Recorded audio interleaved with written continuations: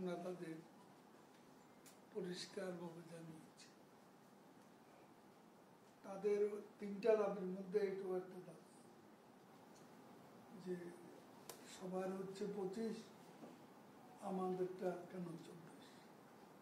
এটা আসলে মাননীয় প্রধানমন্ত্রী পার্লামেন্টে ভাষণে সবার জন্য পেনশন স্কিমের যে ডেটটা বলেছেন, শিক্ষকদের ব্যাপারে যে তথ্যটা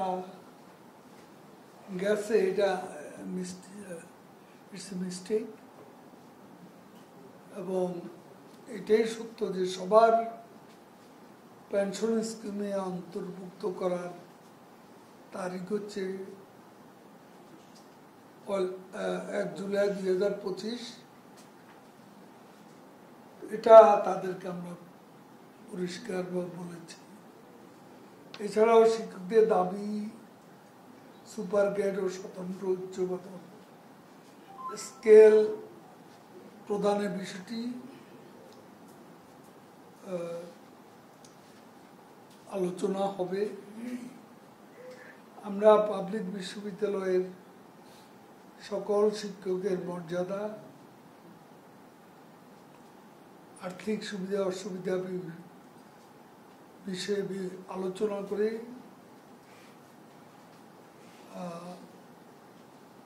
বিশেষ করে তাদের দাবিনামা সরকারের উচ্চ পর্যায়ে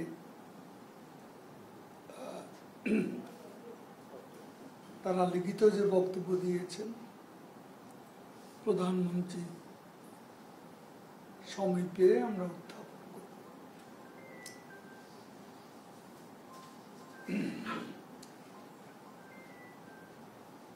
পরবর্তী সিদ্ধান্ত আমরা আলাপ আলোচনা করে নেব। আলাপ আলোচনার ভিত্তিতে আশা করি সকল সমস্যার অচিরে সমাধান। আমরা বিশ্ববিদ্যালয়ের শিক্ষকদের কর্মবিরতি কর্মসূচি প্রত্যাহার করার জন্য অনুরোধ করেছি। শিক্ষক নেতৃবৃন্দ সাংগঠনিকভাবে তাদের ফেডারেশনের নেতৃবৃন্দের সঙ্গে আলোচনা করে সিদ্ধান্ত গ্রহণ করবেন বলে জানিয়েছে।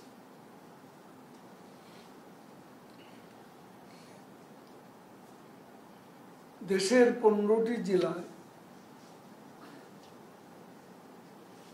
বহু মানুষ বন্যা কবলিত জেলাগুলো হলো কুড়িগ্রাম, লালমনিরহাট, রংপুর, গাইবান্ধা, বগুড়া, সিরাজগঞ্জ, জামালপুর, নেত্রকোনা, সুনামগঞ্জ, সিলেট, মৌলভীবাজার, হবিগঞ্জ, ফেনী, রাঙ্গামাটি, কক্সবাজার। এইসব এলাকার প্রায় 20 লাখ মানুষ বন্যায় ক্ষতিগ্রস্ত।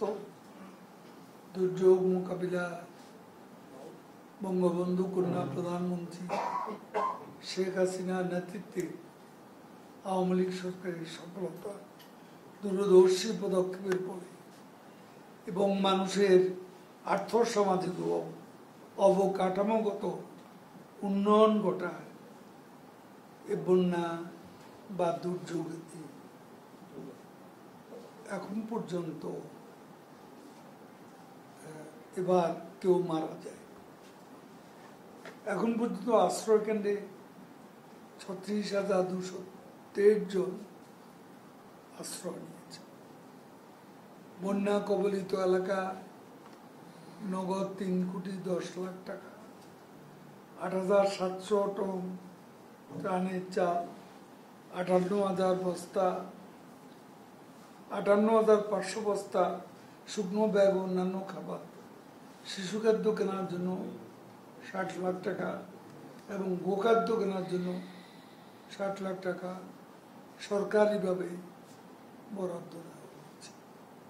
সরকারি সহায়তার পাশাপাশি সারা দেশে বন্যা কবলিত মানুষের পাশে দাঁড়িয়েছে বাংলাদেশ আওয়ামী লীগ বন্যা কবলিত এলাকা আওয়ামী লীগ দলীয় জনপ্রতিনিধিগণ স্থানীয় আমাদের নেতাকর্মীরা সহায়তা কার্যক্রম পরিচালনা করছে।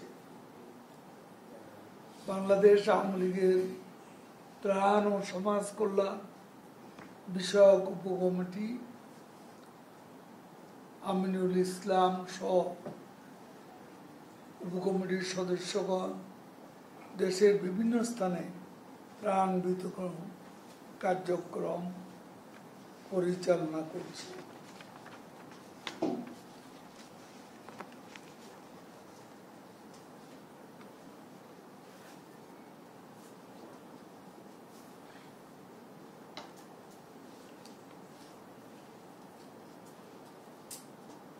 কোটা বিরোধী আন্দোলনকারীদের দাবিও অনেক বক্তব্য আমাদের সংবিধানের রাষ্ট্র পরিচালনার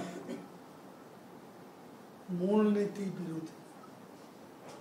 সাংবিধানিক রাষ্ট্র পরিচালনার মূলনীতির আওতায় প্রণীত কোন সরকারি নীতি কেবল রাজনৈতিকভাবে উদ্দেশ্য প্রণীত শিক্ষার্থীদের একটি অংশের দাবির প্রেক্ষিতে পরিবর্তন হতে পারে না।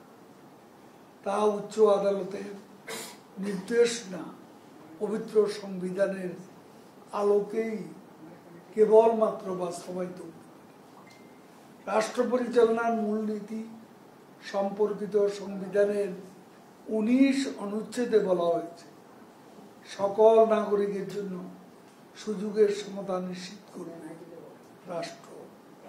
সেখানে আরো বলা হয়েছে মানুষে মানুষে সামাজিক অর্থনৈতিক অসাম্য বিলোপের জন্য নাগরিকদের মধ্যে সম্পদের সুষম বন্টন নিশ্চিত করার জন্য এবং প্রজাতন্ত্রের সর্বত্র অর্থনৈতিক উন্নয়নে সমান স্তর অর্জনের উদ্দেশ্যে সুযোগ সুবিধা দান নিশ্চিত করার জন্য রাষ্ট্র কার্যকর ব্যবস্থা নেবে।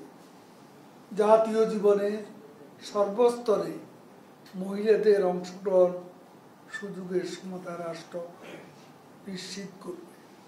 অথচ গত কয়েক বছরে কোটা না থাকার ফলে সরকারি চাকরিতে মেয়েদের অন্তর্ভুক্তি হতাশাজনকভাবে কমে গেছে। কোটা না থাকা পুলিশের চাকরিতে মাত্র 4 জন নারী অফিসার সুযোগ পেয়েছে। ফরেন সার্ভিসে সুযোগ পেয়েছে 2 জন নারী। 50টি জেলায় দেশে নারীরা ক্যাডার সার্ভিসে যোগদানের সুযোগ পায়নি। 23টি জেলা একজনও পুলিশের চাকরি পায়। সংবিধানের উল্লেখিত বিধানের উদ্দেশ্য হচ্ছে রাষ্ট্রের সকল জনগোষ্ঠী যাতে সরকারি চাকরি সহ সকল ক্ষেত্রে সমানভাবে সুযোগ পায়, রাষ্ট্র সমাজে যাতে কোনো বৈষম্য না থাকে সেজন্য এই ব্যবস্থা রাখা হয়েছে। বিসিএস গুলোতে বিগত বছরে নিয়োগের ক্ষেত্রে মেধা তালিকা থেকে নিয়োগ প্রায় 70% মতো। 33তম, 35তম ও 36তম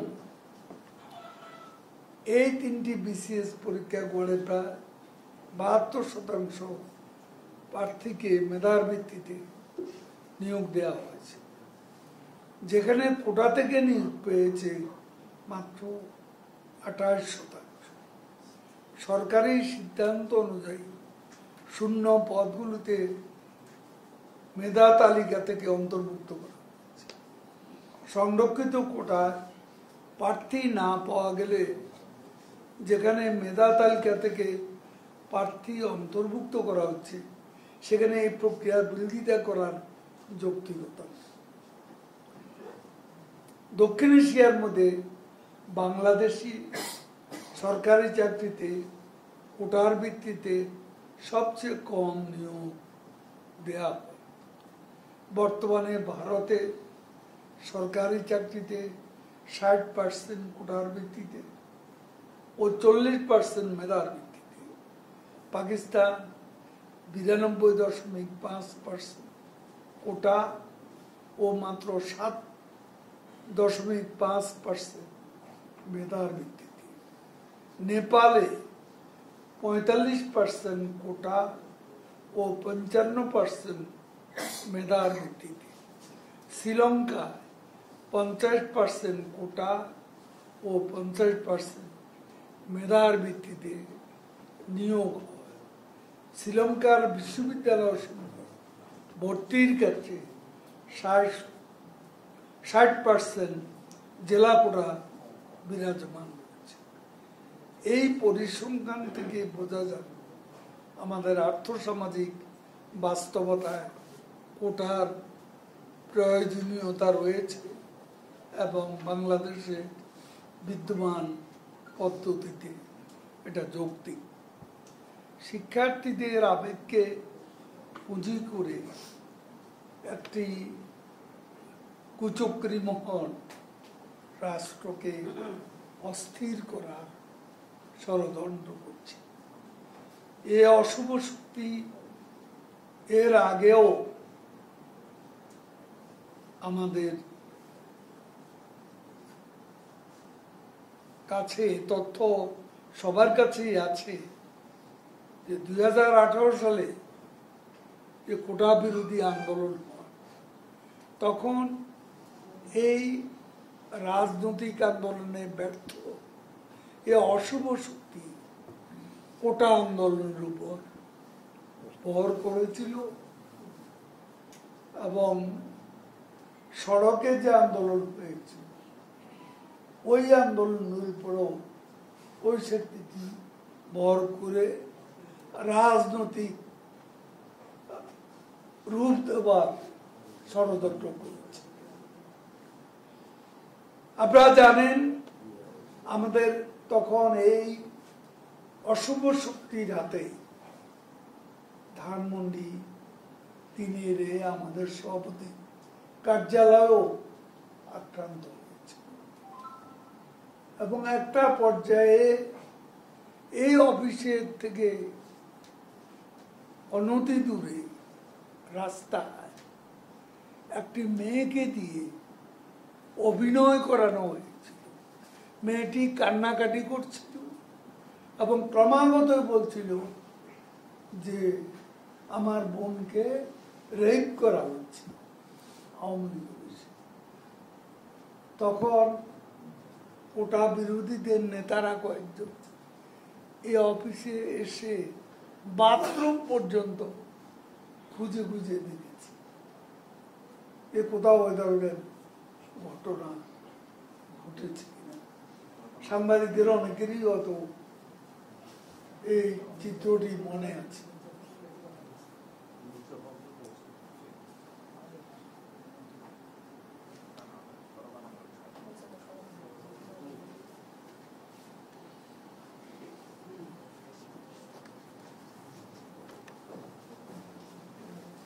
ওই মহলটি রাষ্ট্র ব্যবস্থাকে সম্পূর্ণ কার্যকর করার জন্য এবং এদেশের ইতিহাস, ঐতিহ্য, মুক্তিযুদ্ধের মূল্যবোধ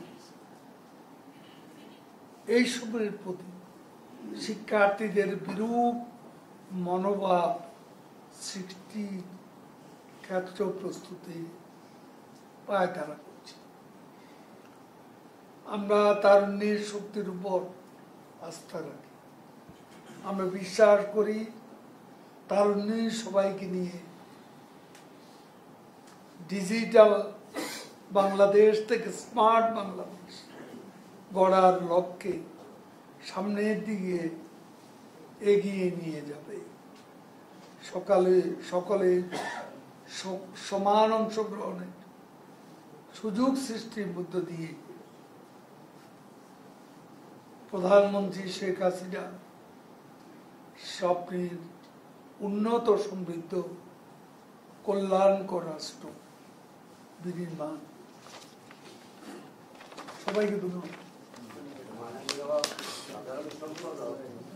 এখানে তো দুইটা বিষয়, একটা হলো শিক্ষকদের আর একটা হলো কোটা বিরোধী যে আন্দোলন, সেটা নিয়ে আমার প্রশ্ন হলো যে সরকার থেকে বারবার বলা হচ্ছে যে এই পেনশন স্কিম শিক্ষকদের জন্য উপকারে আসবে, সুবিধা আসবে, তাদের সুবিধা দেবে, কিন্তু তারা কি, আপনি কি মনে করেন তারা না পড়ে না বুঝে এই আন্দোলন করে যাচ্ছে? এক, এটা হলো শিক্ষকদের জন্য। আরেকটা হলো যে কোটা বিরোধী আন্দোলন চলছে, এই কোটা বিরোধী আন্দোলনরা কিন্তু গতকাল মাননীয় প্রধান বিচারপতির নেতৃত্বে যে রায় দেওয়া হয়েছে তারা কিন্তু সেটা মানে নেই, বৃহস্পতিবার মানে না মেনে তারা তাদের কর্মসূচি অব্যাহত রাখছে। যদি তাদের এই কর্মসূচি অব্যাহত রেখে যদি জনদুর্ভোগের সৃষ্টি করে, তাহলে আওয়ামী লীগ কি অ্যাকশন নেবে? প্রথম যেটা,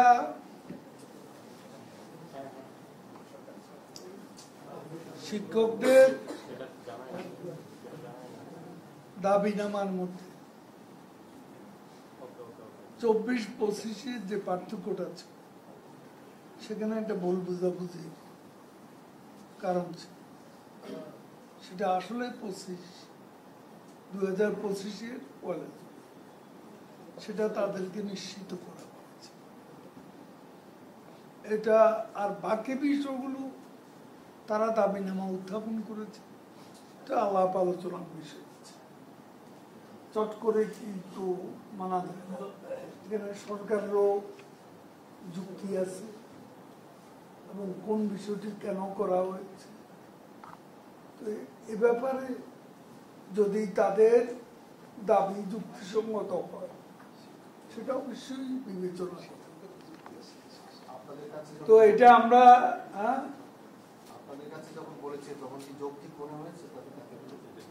যৌক্তিক মনে হয়েছে এভাবে আমি মন্তব্য করতে পারি না, যেহেতু আমার কাজ ছিল তাদের থেকে শোনা। আর একটা বিষয়, মিসআন্ডারস্ট্যান্ডিং দূর করা, সে পর্যন্ত আমি করেছি। অতিরিক্ত কিছু আমার করার কোনো সুযোগ নেই।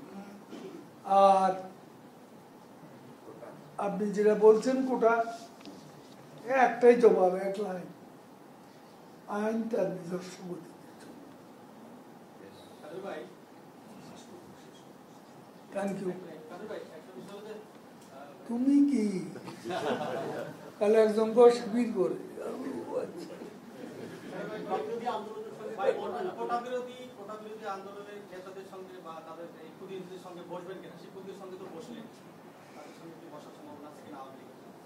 কার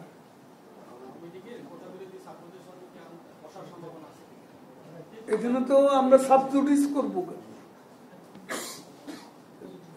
সেটা সাবজুডিস হবে। আইনের আওতার বাইরে গেলে তো sub judice. You cannot do that. Thank you.